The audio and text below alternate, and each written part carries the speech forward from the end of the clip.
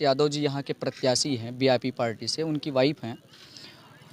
आप महिला भी हैं और ख़ासकर अपने मुद्दों को जब महिलाओं के बीच में लेके जाती हैं तो किस तरीके से व्यक्त करती हैं? देखिए, मैं अपने मुद्दों को महिलाओं के बीच में उनको जागरूक करने की कोशिश करती हूँ। वो जागरूक का कुछ मुद्दे हैं जो मैं उनके बीच रखती हूँ। जैसे कि आज तक के हमारे लम्भुआ विधानसभा में कम से कम 20 साल हो गया है जो मतलब कि सवर्णों का शासन रहा है।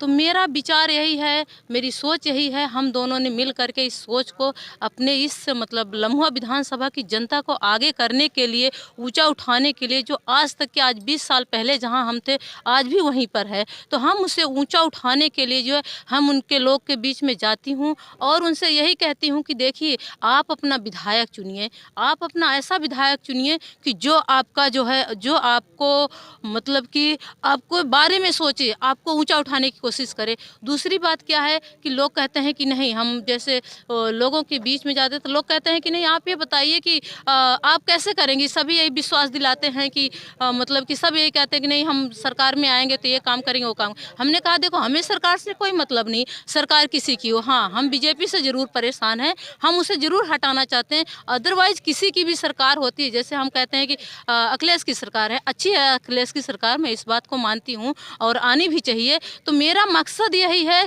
कि मेरे बीच थोड़ा सा मेरे बीच जो है, जो मेरे बीच विधायक बैठा हुआ है वो हमारा कैसा है, आप समझ रही हैं। मतलब लोगों की पहुंच सिर्फ विधायक तक होती है, ना कि किसी मंत्री की, सीएम पीएम, मतलब कोई भी बड़े नेता होते हैं, मायावती, अखिलेश, मुलायम, योगी, मोदी, एक्सवाइजेड जो भी नेता होते हैं, जनता की पहुंच वहां तक नहीं होती है। अगला सवाल आपसे ये है कि आप लम्भुआ विधानसभा से आती हैं जहाँ कोई इंडस्ट्रियल फैक्ट्री वगैरह नहीं है। जी। अगर आपके पति विधायक बनते हैं जी, तो यहाँ का लम्भुआ का विकास कैसा रहेगा? देखो, लम्बुआ का पहला विकास तो हम शिक्षा पे करेंगे, क्योंकि हम देख रहे हैं कि देखो, हमारे पास इतना पैसा नहीं है कि हम अपने बच्चों को बाहर भेज सके। वो बीए कर लेते, एमए कर लेते हैं, और मतलब कि ये है कि जैसे मान लो 12th करने के बाद उन्होंने कोई कंपटीशन की तैयारी करने के लिए नहीं सोचते हैं। वो बीए एमए करके फिर क्या होता है कि उनकी शादी ब्याह हो जाती है, उनकी एक उम्र हो जाती है, ठीक है। लेकिन बहुत सारे बच्चे ऐसे भी हैं जो सोचते हैं कि नहीं, मैं आईएएस करूं, पीसीएस करूं,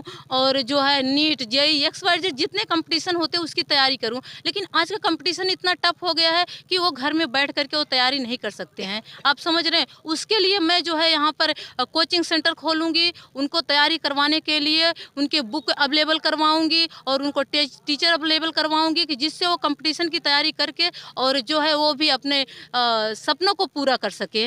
हमारे चैनल के माध्यम से खासकर महिलाओं के लिए आप क्या संदेश देंगी? महिलाओं के लिए यही संदेश देती हूँ कि देखिए, मैं वही दोबारा बात कहना चाहूँगी कि देखो, महिलाओं के लिए मेरा यही संदेश है, जो महिलाएं कम पढ़ी लिखी हैं, आप समझ रहे हैं ना, जैसे हाई स्कूल कर रखी है, इंटर कर रखी हैं, और खासकर वो एससी और बीसी में ज़्यादा कुछ होती है। जी जी, हमारे मतलब एससी एसटी ओबीसी तक की ये बात है, समझ रहे हैं। तो वो जैसे मान लो 12th तक कर रखी हैं, तो फिर पता क्या होता है, मान लो डिग्री तो ले लेती है, मैं इसके लिए नहीं कहती हूँ कि इतनी ही पढ़ी हैं, लेकिन वो मतलब उनका एक लक्ष्य जो होता है वो उसी पे ख़त्म हो जाता है, डिग्री लेने के टारगेट पूरा नहीं होता है। तो मैं पहली बात उनको जागरूक करूंगी कि आप भी इस कंपटीशन के हिस्सेदार बनिए। आप इस कंपटीशन, देखो, उनको यदि एक पढ़ रहा है तो दूसरा दिखेगा तो जरूर उससे उनका भी मन कहेगा कि नहीं, मैं इसका। दूसरी क्या है कि जैसे मान लो जो पढ़ चुकी हैं, जिनके पास मतलब कि अब टाइम नहीं है, अपनी घर गृहस्थी में इन्वॉल्व हो गई हैं, उनके पास समय नहीं है, कि मतलब उनके ऊपर जिम्मेदारी इतनी है कि वो पढ़ने का उनका मन नहीं करेगा। उनके लिए मैं छोटे छोटे रोजगार हो गए, जैसे सिलाई, कढ़ाई, बुनाई, XYZ जो चीज़ें हो गई, मतलब घर में चलने वाली, घर से 2 पैसा कमा सकती हूँ, उनके लिए वो मैं व्यवस्था कराऊंगी। और जो मेरे बुजुर्ग माता पिता हैं, जिसको मतलब देखो, मैं ये नहीं कहूँगी कि आज के ज़माने में हमारे पास बेटे नालायक हैं, आप समझ रहे हैं। मेरा कहने का मतलब नहीं, बेटे नालायक नहीं है, क्योंकि हमारी आर्थिक स्थिति खराब है, समझ रहे हैं। हम अपने घर को चलाने के लिए जो है हम बाहर जाते हैं, फाइनेंशियल प्रॉब्लम रहती जी, है। फाइनेंशियल प्रॉब्लम के चक्कर से हम अपने बुजुर्ग की सेवा नहीं कर पाते हैं, समझ रहे हैं।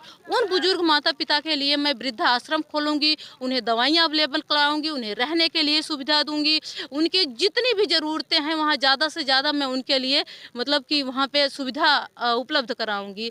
तो मेरी सोच यही है कि मैं कितना कर दूं कि मेरा समाज जो है, मेरे भाई बहन जो है आगे उठ जाए। मैं आपको एक छोटी सी बात बताना चाहती हूँ, मेरा भी मन था कि मैं पोस्ट ग्रेजुएट ही हूँ। मेरा भी मन था कि मैं जो है यूपीएससी की तैयारी करूँ, लेकिन मेरे माँ बाप के पास इतना पैसा नहीं था कि मुझे इलाहाबाद भेज सके। आपको और एक चीज पता होगा कि आप ही के हस्बैंड हैं जो लेटरल एंट्री के ऊपर बोले जी थे। जी जी पूरे भारत में लेटरल एंट्री के ऊपर बोलने वाला अगर कोई शख्स है तो वो सिर्फ आर एस यादव हैं। जी यस जी, हमसे बात करने के लिए जी, बहुत बहुत मैं धन्यवाद। आपके चैनल को धन्यवाद देती हूँ और मैं सोचूंगी कि मेरा ये संदेश आप सब जगह जी जी पहुँचाइए। जी जी।